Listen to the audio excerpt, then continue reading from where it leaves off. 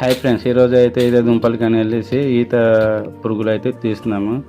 చూడండి ఫ్రెండ్స్, మా నాన్న అయితే తీస్తున్నాడు. ఏ విధంగా తీసేది అనేది చూడండి.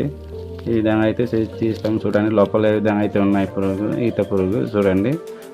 చూస్తున్నారా ఫ్రెండ్స్, అంటే ఇప్పుడు లాస్ట్ సీజన్ కదా, పెద్ద పెద్ద ఉన్నాయి, పసుపు కలర్గా ఉన్నాయన్నమాట ఈత పురుగులు. చూడండి ఏ విధంగా ఉన్నాయి.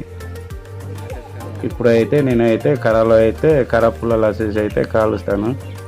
చూస్తున్నా కదా ఫ్రెండ్స్, ఏ విధంగా అయితే చేసి కాల్చి తింటాము.